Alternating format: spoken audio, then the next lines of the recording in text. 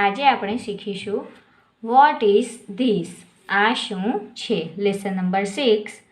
Vote is this. What એટલે કે શું, ઇઝ એટલે છે અને ધીસ એટલે કે આ શું છે.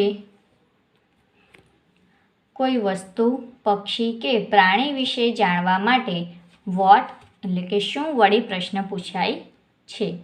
તેની સાથે ધીસ અથવા ધેટનો ઉપયોગ થાય છે. વસ્તુ નજીક હોય તો ધીસ અને દૂર હોય તો ધેટ. આપણને કોઈ વસ્તુ ખબર ના હોય તો આપણે પૂછીએ કે આ શું છે કે પેલું શું છે, તો એના માટે ઇંગ્લિશમાં વપરાય વોટ ઇઝ ધીસ. નજીક હોય તો વોટ ઇઝ ધીસ આવે અને દૂર હોય તો વોટ ઇઝ ધેટ. ધીસ અથવા ધેટની સાથે ટુ બીનું ક્રિયાપદનું વર્તમાન કાળનું એક વચનનું રૂપ ઇઝ આવે છે. ધીસ કે ધેટની સાથે ઇઝ એ ટુ બીનું ક્રિયાપદનું વર્તમાન કાળનું રૂપ કહેવામાં આવે છે.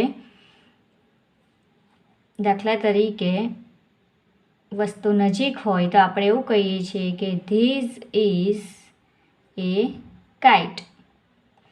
તો જ્યારે આ પતંગ છે. હવે એનો આપણે પ્રશ્ન પૂછવો હોય તો સવાલ બનશે, આપણે એવું પૂછીએ કે આ શું છે, તો વોટ ઇઝ ધીસ. પતંગ નજીક છે તો આવશે ધીસ ને પાછળ પ્રશ્નાર્થ ચિહ્ન. આપણે સવાલ પૂછીએ છીએ, સવાલ પૂછીએ ત્યાં આ રીતે પ્રશ્નાર્થ ચિહ્ન ફરજિયાત આવવું જોઈએ. તો જેવી રીતે આપણે આગળના લેસનમાં જોયું કે વસ્તુ નજીક કે દૂર હોય તે પ્રમાણે ધીસ કે ધેટ લખાય. તો ધીસ ઇઝ એ કાઇટ. જો પતંગ નજીક હોય ને આપણે તેને પૂછવું હોય કે શું છે, ખબર ના હોય કે આ શું છે, તો આપણે ગુજરાતીમાં પૂછીએ કે આ શું છે, તો હિન્દીમાં કહેવાય ઇંગ્લિશમાં કહેવાય વોટ ઇઝ ધીસ. વાક્ય રચના બનશે. પહેલાં આવશે વોટ.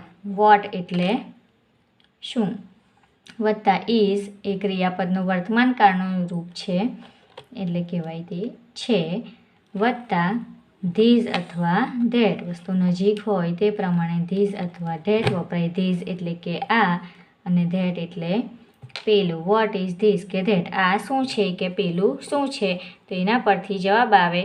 હવે જવાબ જે હોય તે અહીંયા ધીસ કે ધેટ લખ્યું હોય તેના પરથી આવે. ધારો કે આપણને સવાલ એવું પૂછે કે વોટ ઇઝ ધીસ, તો જવાબ આપણે ધીસથી ચાલુ કરવાનો અને ધેટથી પૂછ્યું કે વોટ ઇઝ ધેટ, તો આપણે જવાબ ધેટથી ચાલુ કરવાનો. દાખલા તરીકે આપણને અહીં એક બોટનું ચિત્ર આપ્યું છે, બાજુમાં પૂછ્યું છે વોટ ઇઝ ધેટ.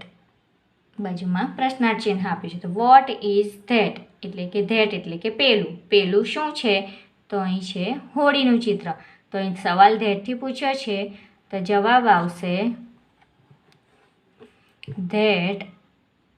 ધેટની સાથે ઇઝ, હોડીને કહેવાય બોટ. એમાં પહેલો અક્ષર બી આવશે એટલે આગળ આવશે article A, boat. That is A boat. હવે એની જગ્યાએ સવાલ એવો પૂછ્યો કે વોટ ઇઝ ધીસ, તો જવાબ પણ આવશે ધીસથી કે ધીસ ઇઝ એ બોટ.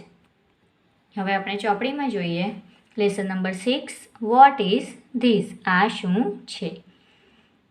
આ ચિત્ર હાથીનું છે અને સવાલ પૂછ્યો છે વોટ ઇઝ ધીસ. વોટ એટલે કે શું, ઇઝ એટલે કે છે અને ધીસ એટલે કે આ. Vote is this. આ શું છે. તો હાથીનું ચિત્ર છે એટલે સવાલ ધીસથી પૂછ્યો છે તો નીચે જવાબ પણ ધીસથી શરૂઆત થશે. તો જે છેલ્લે હોય તે પહેલાં લેવાનું. ધીસ પાછળ છે, ધીસથી સવાલ પૂછ્યો છે તો આગળ આવશે ધીસ. ધીસની સાથે ઇઝ, ટુ બીનું વર્તમાન કાળનું રૂપ મૂકવાનું. Is, this is elephant. એલિફન્ટનો પહેલો અક્ષર ઈ છે, સ્વર છે એટલે એની આગળ આવશે એન આર્ટિકલ. તો ધીસ ઇઝ એન એલિફન્ટ એટલે કે આ હાથી છે. હવેનું ચિત્ર છે ચકલી. ચકલી એટલે કે પક્ષીનું ચિત્ર છે. તો વોટ ઇઝ ધીસ. આ શું છે. અહીં ધીસથી પ્રશ્ન પૂછ્યો છે એટલે જવાબ પણ આવશે ધીસથી. તો ધીસ ઇઝ એ બર્ડ. પહેલો અક્ષર બી છે એટલે વ્યંજન છે તો તેની આગળ એ લખ્યો છે એટલે કે આ પક્ષી છે. હવેનું ચિત્ર છે સફરજન. What is that. ધેટ એટલે કે પેલું. સફરજન દૂર છે એટલે કીધું છે વોટ ઇઝ ધેટ. પેલું શું છે. તો અહીં ધેટથી સવાલ પૂછ્યો છે એટલે જવાબ પણ આવશે ધેટથી.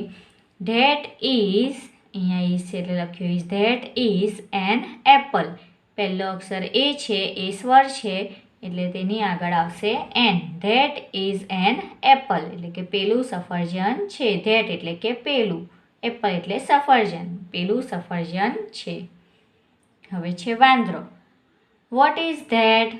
ધેટ એટલે પેલું, પેલું શું છે? વોટ એટલે વોટનું ગુજરાતી થશે શું. ધેટથી સવાલ પૂછ્યો છે એટલે ધેટ નીચે લેવાનો સવાલમાં શરૂઆતમાં. તો ધેટ ઇઝ એ મંકી. પહેલો અક્ષર એમ છે, એ વ્યંજન છે એટલે એની આગળ આવશે એ. That is a monkey. That એટલે પેલો, મંકી એટલે વાંદરો છે, પેલો વાંદરો છે. વસ્તુ, પક્ષી કે પ્રાણી વિશે જાણવા માટે વોટ એટલે કે શું વડે પ્રશ્ન પૂછાય છે તેની સાથે ધીઝ અથવા ધેટનો ઉપયોગ થાય છે. કોઈ પણ વસ્તુ હોય, પક્ષી હોય, પ્રાણી હોય, તેને જાણવા માટે આપણે શું વડે પ્રશ્ન પૂછીએ છીએ ગુજરાતીમાં, તો તેની જગ્યાએ આપણે ઇંગ્લિશમાં વોટથી પ્રશ્ન પૂછીએ છીએ. ધીઝ કે ધેટની સાથે ટુ બીનું વર્તમાન ક્રિયાપદનું વર્તમાન કાળનું એક વચનનું રૂપ ઇઝ આવે છે. આપણે ઉપરના બધા વાક્યમાં જોયું કે ધીઝ ને ધેટ પછી તરત ઇઝ આવે છે, તો એ ટુ બીનું વર્તમાન કાળનું એક વચનનું રૂપ છે. પ્રશ્નાર્થ વાક્ય અને યસ નોમાં ઉત્તર. અહીં આપણને પુસ્તકનું ચિત્ર આપ્યું છે અને સવાલ પૂછ્યો છે, ઇઝ ધીઝ એ બુક? એવું નથી પૂછ્યું what is this. What is this પૂછ્યું હોય તો આવે કે ધીઝ ઇઝ એ બુક. પણ ઇઝ ધીઝ એ બુક એટલે કે શું આ પુસ્તક છે? આપણને પૂછે છે કે આ પુસ્તક છે કે નથી, તો આ પુસ્તક છે. તો જવાબમાં આપણે કહીશું કે હા તે પુસ્તક છે. તો એને ઇંગ્લિશમાં કહેવાય હા, હાને કહીએ yes, YES, yes. This is a book. અહીંયા આપણને ધીઝથી સવાલ પૂછ્યો છે તો ધીઝ આગળ લઈ લેવાનું, ઇઝ પાછળ કરી દેવાનું. તો ધીઝ ઇઝ એ બુક એટલે કે હા આ પુસ્તક છે. એને આપણે ટૂંકમાં કહેવું હોય, આખું ના બોલવું હોય, yes it is a book એવું ના કહેવું હોય, તો યસ ઇટ ઇઝ એટલે યસ એટલે હા, ઇટ એટલે કે તે, અને ઇઝ એટલે છે. અહીં આપણે ઉપર બુક લખ્યું નથી એટલે પુસ્તક આવે નહીં, પણ કૌંસમાં ખાલી સમજાવવા લખ્યું છે પુસ્તક, તો કે હા તે પુસ્તક છે. બીજું ચિત્ર છે કેળાનું. સવાલ પૂછ્યો છે, ઇઝ ધેટ એન એપલ? એટલે કે શું પેલું સફરજન છે? ધેટ એટલે પેલું, શું પેલું સફરજન છે? આ સફરજન નથી. તો આપણે જવાબમાં આપણે ગુજરાતીમાં કહીશું કે ના તે સફરજન નથી, પેલું સફરજન નથી. ધેટથી પૂછ્યું છે એટલે ના પેલું સફરજન નથી. તો એને ઇંગ્લિશમાં કહેવાય, નાને કહેવાય no. That is not an apple. ના પેલું સફરજન નથી. ધેટ એટલે કે પેલું સફરજન નથી.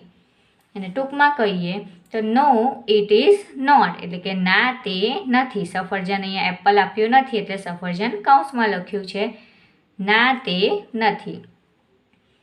એને હજુ ટૂંકમાં કહીએ તો નો ઇટ ઇઝન્ટ.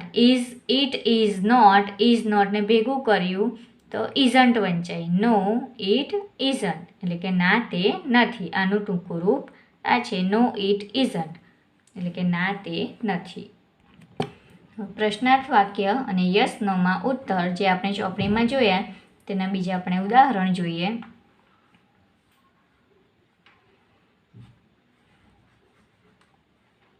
એક બોલ છે તો સવાલ પૂછીએ, ક્વેશ્ચન, ઇઝ ધીઝ એ બોલ?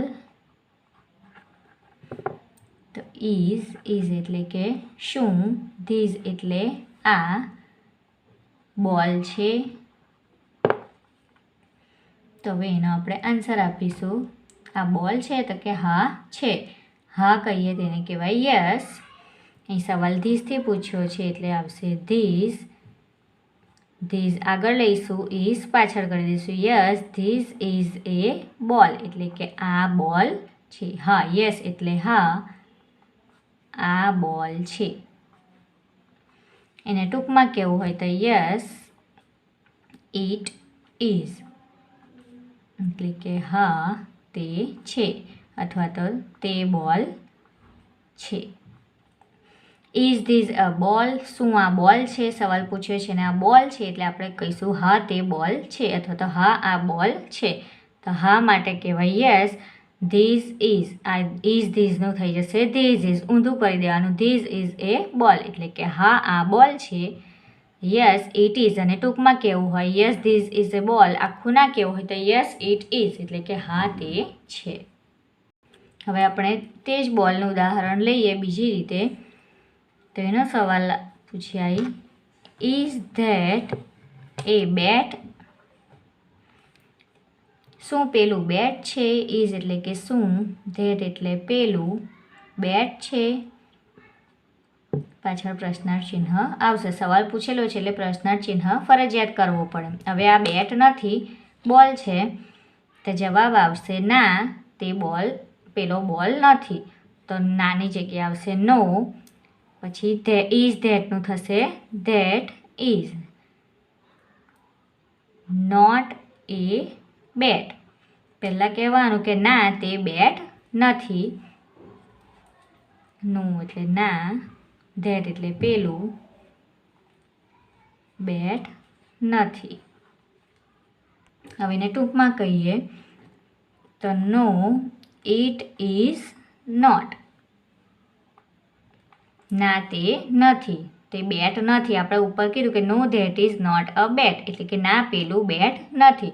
એને ટૂંકમાં કેવું હોય તો નો ઇટ ઇઝ નોટ એટલે કે ના તે નથી. આનું પણ ટૂંકું કરીએ તો no it is not. Is not ભેગું કરીએ તો ઇઝ પછી એન સાથે કરી દેવાનો અને અહીંયા એપોસ્ટ્રોફી ટી, અહીંયા ઉપર આ રીતે લીટી કરીને ટી લખીએ એટલે એપોસ્ટ્રોફી ટી કહેવાય.